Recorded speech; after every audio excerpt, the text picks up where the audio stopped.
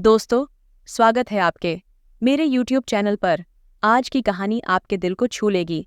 कहानी शुरू करने से पहले अगर आपने अभी तक चैनल को सब्सक्राइब नहीं किया तो सब्सक्राइब कर ले। चलिए अपनी कहानी की ओर चलते हैं।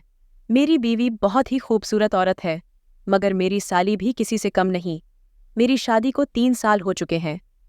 मेरी साली की उम्र इस वक्त 20 साल है, जबकि मेरी बीवी की 22 साल है और मेरी उम्र 25 साल है। मैं इस वक्त एक कंपनी में बहुत अच्छी जॉब पर हूँ। उन्हीं दिनों मेरा ट्रांसफ़र कंपनी ने एक दूसरे शहर में कर दिया था, जहाँ ना तो मेरे घर वाले थे और ना ही मेरे ससुराल वाले, क्योंकि ये दोनों एक ही शहर में रहते थे। मैं अपनी बीवी को लेकर इस घर में शिफ्ट हो गया और कुछ दिन बाद मेरी बीवी ने अपना अकेलापन दूर करने के लिए एक स्कूल में टीचर की जॉब ले ली। मुझे भी कोई एतराज़ नहीं था, क्योंकि मेरे कंपनी जाने के बाद वह सारा दिन घर में अकेली रहकर बोर होती थी। मेरी बीवी का नाम पूजा है और मेरी साली का नाम सोनिया है। एक दिन जब मैं काम से फ्री होकर घर आया तो मेरी बीवी ने मुझे बताया कि वह अपनी बहन सोनिया को यहाँ बुला रही है। वहाँ घर में कुछ प्रॉब्लम चल रही है और इस बात को लेकर सोनिया काफ़ी डिस्टर्ब है। मैंने भी मना नहीं किया, क्योंकि मैं तो पहले से ही अपनी साली को अपने पास रखना चाहता था। मैं उसके साथ कुछ और तो नहीं कर सकता था, मगर उसको अपने करीब तो रख सकता था। हालांकि मेरे दिल में उसके साथ सुकून लेने की ख्वाहिश थी। फिर कुछ दिन बाद सोनिया हमारे घर आ गई। इसके चेहरे की उदासी से मुझे कुछ अंदाज़ा तो ना हुआ, मगर यह समझ आ गया कि वाकई कुछ गड़बड़ है। खैर, सोनिया आ गई। अब उसे कुछ दिन यहाँ रहना था, मगर वह मुझसे ज़्यादा बातचीत नहीं कर रही थी। सोनिया को रहते 1 हफ्ता हो गया था। मैं और मेरी बीवी इसे तकरीबन रोज़ाना ही बाहर ले जाते थे और रात को देर से वापस आते, ताकि सोनिया का दिल बहल जाए। एक दिन मैंने अपनी बीवी से पूछा कि वजह क्या है जो सोनिया इतनी उदास और अपसेट है, तो मेरी बीवी ने बताया कि पापा उसकी शादी उसकी मर्जी के खिलाफ करना चाहते हैं, मगर वह किसी और लड़के को पसंद करती है, जबकि मेरे घर वाले उसके खिलाफ अपने दोस्त के बेटे से इसकी शादी करना चाहते हैं। मैं यह सुनकर सोच में पड़ गया कि अब क्या किया जाए। सोनिया तो किसी और में दिलचस्पी रखती है, अब तो वह कभी भी करीब नहीं आने देगी। खैर, दिन ऐसे ही गुजरते रहे और मैं बस दूर दूर से ही देखकर अपनी आंखें ठंडी कर लेता था, क्योंकि मुझे इस बात का अंदाज़ा हो चुका था कि वह सिर्फ उसी लड़के में दिलचस्पी रखती है जिससे वह प्यार करती है। अगर मैंने कोई हरकत की तो हो सकता था कि वह इस पर बहुत ज़्यादा रिएक्शन देती और फिर इससे मेरी घरेलू जिंदगी भी तबाह हो सकती थी। यही वजह थी कि इसके इतने करीब होने के बावजूद मैं कुछ न कर सका। मगर एक रात मेरे सारे अंदाजे गलत साबित होने लगे। उस रात मैं अपने कमरे में सो रहा था कि अचानक से मुझे प्यास लगी। मैं उठा और कमरे से बाहर निकलकर पानी पीने किचन की तरफ चल पड़ा। मगर जैसे ही मैं किचन के करीब पहुंचा तो मेरे कानों में सोनिया की बातें करने की आवाज़ें आने लगीं। मैं इस बात से बड़ा हैरान हुआ कि वह इस वक्त किचन में किससे बातें कर रही है। मैं किचन के करीब जाकर दरवाजे पर कान लगाकर सुनने लगा, मगर जैसे ही मैंने दरवाजे पर कान लगाया, दरवाज़ा थोड़ा सा खुल गया। फिर जब मैंने अंदर झांक कर देखा तो मेरे तो होश ही उड़ गए थे, क्योंकि उसने एक हाथ से मोबाइल पकड़ा हुआ था और दूसरे हाथ से अपने आप को सुकून दे रही थी। शायद वह अपने बॉयफ्रेंड से बातें कर रही थी, और हो सकता था कि उनकी बातें इस हद तक जा पहुंची कि वही अपने हाथ का इस्तेमाल करने लगी। यह सब देखकर मुझे झटका तो लगा, मगर साथ साथ मुझे खुशी भी हो रही थी, क्योंकि यह सब कुछ देखने के बाद मैं इसे आसानी से हासिल कर सकता था। फिर अचानक मुझे किसी बात का ख्याल आया और मैं दबे पांव अपने कमरे में गया और अपना मोबाइल लेकर वापस किचन के दरवाजे के पास आकर खड़ा हो गया, जहां वह अभी तक उसी काम में लगी हुई थी। मैंने तुरंत मोबाइल ऑन किया और वीडियो बनाने लगा। अब मेरे हाथ सोनिया की कमजोरी आ चुकी थी। कुछ देर बाद मैं दबे पांव पानी पिए बिना वापस अपने कमरे में आ गया, मगर अब मुझे नींद बिल्कुल भी नहीं आ रही थी। मैं पूरी रात इन्हीं सोच में गम रहा और प्लान बनाता रहा कि अब किस तरह बात आगे बढ़ाई जाए जिससे वह आराम से मेरी बात मान ले। खैर, इसी सोच विचार में सुबह हो गई और मेरे ऑफिस जाने का वक्त हो गया। फिर मैं जल्दी से तैयार होकर कमरे से बाहर निकला तो मेरी बीवी नाश्ता बनाने में मसरूफ़ थी, मगर सोनिया अभी तक कमरे से बाहर नहीं निकली थी। मैंने अपनी बीवी से पूछा, सोनिया अभी तक सो रही है, नाश्ता नहीं करेगी? जिस पर उसने जवाब दिया, हाँ, पता नहीं, अभी तक क्यों सो रही है? हो सकता है शायद उसकी तबीयत ठीक ना हो। मैं देख लूंगी। आप नाश्ता करें और ऑफिस जाएं। मुझे भी देर हो रही है स्कूल जाने को।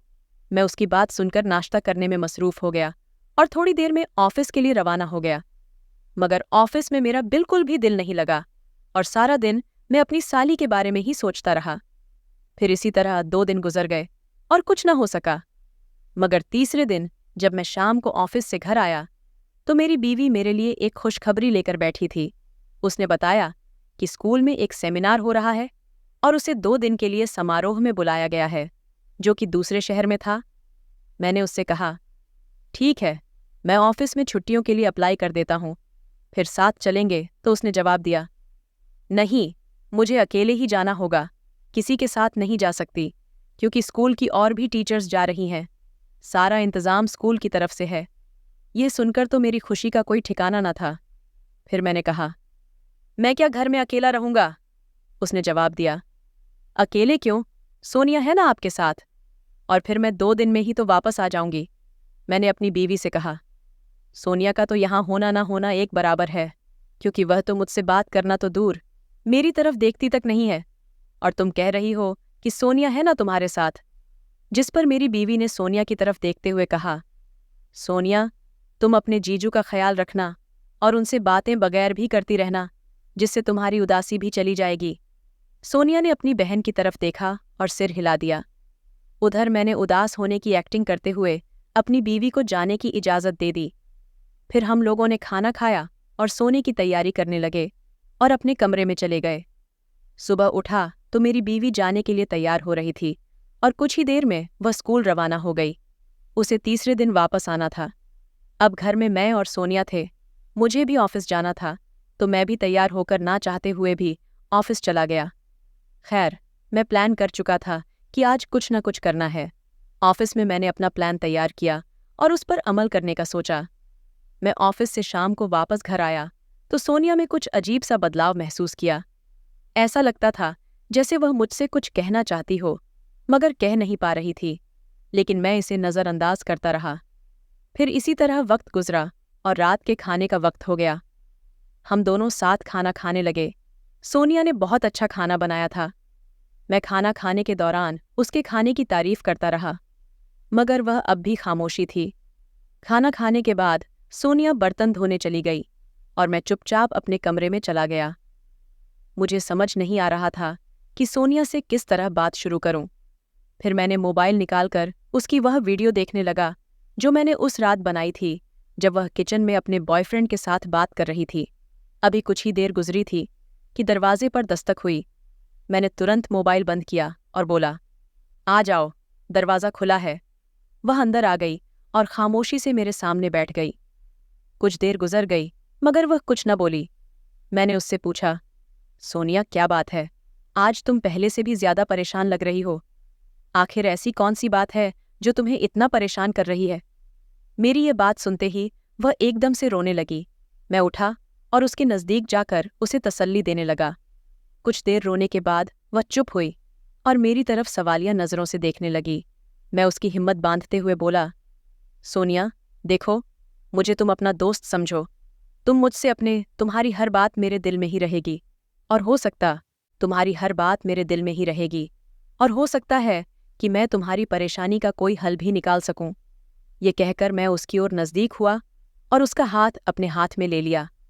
उसने कोई तराज नहीं किया, मगर एक बार फिर उसने अपनी पलकों को उठाकर मुझे देखा और झकते हुए अपनी कहानी सुनाना शुरू कर दी। उसने बताया कि वह किसी और लड़के को पसंद करती है और उससे कई बार मिल भी चुकी है, और उसके सिवा किसी और से शादी नहीं करना चाहती। मैंने उससे पूछा, क्या तुम दोनों ने आपस में कुछ किया है? ये सवाल सुनकर वह हैरानी से मुझे देखने लगी। इसके चेहरे का रंग बदल गया था, मगर उसने कोई जवाब नहीं दिया। कुछ देर खामोश रहने के बाद उसने सिर झुकाकर आहिस्ता से कहा, नहीं, ऐसा कुछ नहीं किया मैंने। मगर यह कहते हुए उसकी जुबान उसका साथ नहीं दे रही थी। मैंने कहा, सोनिया, देखो, तुम मुझे सब कुछ साफ साफ बताओ ताकि मैं तुम्हें कोई अच्छा मशवरा दे सकूं। वह बोली, जीजू, ऐसी कोई बात नहीं है। जैसा आप समझ रहे हैं, हम मिले ज़रूर हैं, मगर हमने कोई गलत काम नहीं किया। उसकी बात सुनकर मैंने सोचा कि अब इससे दूसरे तरीके से पूछना पड़ेगा, क्योंकि यह तो किसी बात का इकरार नहीं कर रही थी। मुझे पूरा यकीन था कि इनके दरमियान कुछ न कुछ तो हुआ है, जिसकी वजह से यह इतनी बेचैन है। मैंने उसे बातों में उलझा रखा और धीरे धीरे कुरीद कुरीद कर सवाल पूछने लगा। आखिरकार मैं कामयाब हो गया। अब उसने मुझे वह सब बातें बता दी जो उसने आज तक किसी को नहीं बताई थी, यहाँ तक कि अपनी बहन को भी नहीं। जब वह मुझे यह सब बातें बता रही थी, उसकी आंखों में एक अजीब सी चमक दिख रही थी। जब वह अपने मुताल्लिक सब कुछ बता चुकी, तो कुछ देर तक हमारे दरमियान खामोशी रही। फिर मैंने हिम्मत की और उससे कहा, सोनिया, अगर तुम बुरा ना मानो तो मैं तुमसे एक बात कहूँ।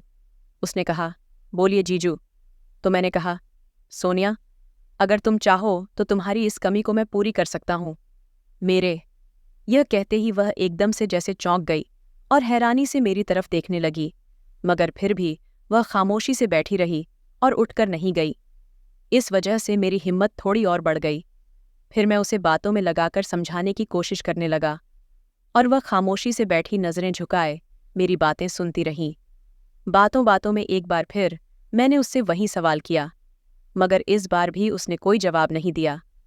मैंने उससे कहा, सोनिया, तुम अपने कमरे में जाओ और इस बारे में तसल्ली से सोचो।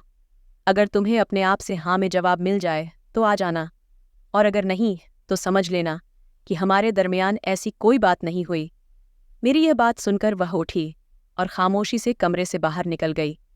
वह तो चली गई, मगर मुझे बहुत घबराहट हो रही थी। अगर वह नहीं आई और उसने यह सब बातें अपनी बहन को बता दी तो क्या होगा? अभी मैं ये सब बातें सोच ही रहा था। मुश्किल से 1 घंटा ही गुजरा होगा कि अचानक दरवाजे पर दस्तक हुई। मेरी खुशी का तो कोई ठिकाना न रहा और मैं जल्दी से उठकर दरवाज़ा खोलने गया। दरवाजे पर सोनिया सिर झुकाए खड़ी थी। मैंने उसका हाथ पकड़ा और उसे कमरे के अंदर ले आया, मगर वह इस वक्त बहुत घबराई हुई थी। मैंने उसे बिस्तर पर बिठाया और बोला, सोनिया, तुम इतना क्यों घबरा रही हो? मेरी बात सुनकर उसने अपना झुका हुआ सिर उठाया और मेरी तरफ देखकर बोली, जीजू, आपके कहने पर मैं आ तो गई हूँ, मगर मुझे बहुत डर लग रहा है कि अगर दीदी को पता चल गया तो क्या होगा? मैंने उसे तसल्ली देते हुए कहा, तुम्हारी बहन को कैसे पता चलेगा? इस वक्त घर में सिर्फ हम दोनों ही तो हैं, इसलिए तुम बिल्कुल भी चिंता मत करो। मेरी इस बात से उसका थोड़ा डर दूर हो गया। पहले वह मेरा इस काम में साथ नहीं दे रही थी, मगर धीरे धीरे उसे भी अच्छा लगने लगा और वह भी मेरा साथ देने लगी। हमने 3 दिन साथ में समय बिताया। अब सोनिया भी काफ़ी खुश रहने लगी थी। जब तीसरे दिन मेरी बीवी घर पहुंची तो वह सोनिया में इतना बड़ा बदलाव देखकर हैरान रह गई, मगर वह खुश भी बहुत हुई। अपनी बहन को खुश देखकर फिर जब हम तीनों रात का खाना खा रहे थे तो इसी दौरान मेरी बीवी कहने लगी, आपने तो कमाल कर दिया। सिर्फ 3 दिन में मेरी बहन की सारी उदासी खत्म कर दी। जो काम मैं महीनों में नहीं कर सकी वह आपने 3 दिन में कर दिया। जरा मुझे भी तो बताओ कि यह सब कैसे किया? मैं अपनी बीवी की तरफ देखते हुए बोला, ये राज की बात है, इसे राज ही रहने दो। और वैसे भी यह बड़ी गहराई की बात है जो तुम नहीं समझ सकती।